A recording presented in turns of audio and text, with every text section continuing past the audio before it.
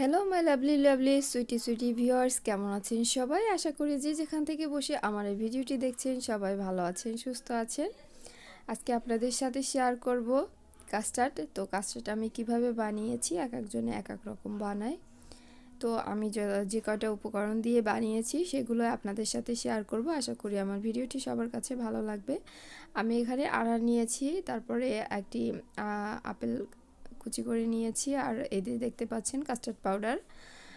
তো আমি আগে থেকেই 1 কেজির মতো দুধ জ্বালিয়ে হাফ কেজি করে নিয়েছি। তো কাস্টার্ড পাউডারটা আমি একটু একটু করে মিক্স করে দিব।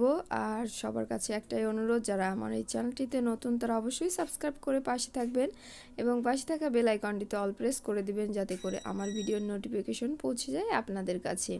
ভিডিওটি না দেখলে দেখতে থাকুন, যদি নাও ভালো লাগে দেখতে থাকুন, একসময় তো ভালো লাগা ভালোবাসা হয়ে যাবে। তো এই যে দেখতেই পাচ্ছেন আমি কাস্টার্ড পাউডারটা ভালো করে মিক্স করে নিচ্ছি।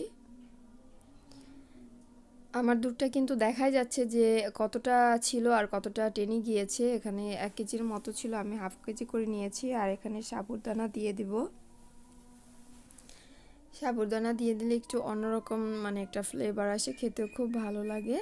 তো আমার সাবুদানাটা কম পড়ে গিয়েছিল, আমি পরে আবার এটা মিক্স করে নিয়েছিলাম।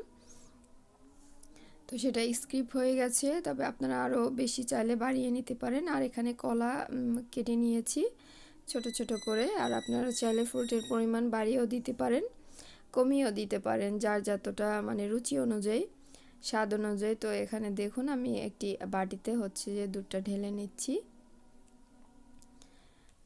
আর দেখতেই পাচ্ছেন। আর তারপর যে এর ভিতরে আমি কলাগুলো দিয়ে দিব।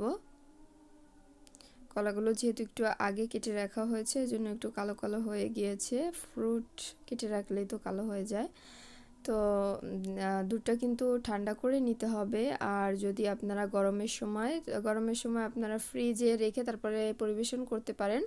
যেহেতু এখন ঠান্ডা, তাই আমি একটু উষ্ণ গরমে পরিবেশন করছি, যেহেতু ঠান্ডার সময়। তারপরে আমি অ্যাপেলটা দিয়ে দিচ্ছি ভিতরে, তারপরে আমি আনারগুলো দিয়ে দিব।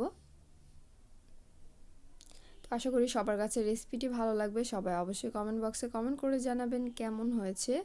তো এই যে দেখতে পাচ্ছেন আমি আনারগুলো উপরে দিয়ে দিয়েছি। তো বিকেলের নাস্তায় কিংবা যে কোনো সময় আপনারা এভাবে খুব সহজে ফ্রুট কাস্টার্ড তৈরি করে খেতে পারবেন, একেবারে অনায়াসে বাসায় থাকা উপকরণ দিয়ে। আশা করি সবার কাছে আমার রেসিপিটি খুব খুব ভালো লাগবে। আপনারা অবশ্যই কমেন্ট বক্সে কমেন্ট করে জানাবেন কেমন হয়েছে। পাশে থাকবেন, আমিও আপনাদের পাশে থাকার চেষ্টা করব। সবাই ভালো থাকবেন, সুস্থ থাকবেন, এই কামনায় বিদায় নিচ্ছি। আল্লাহ হাফেজ।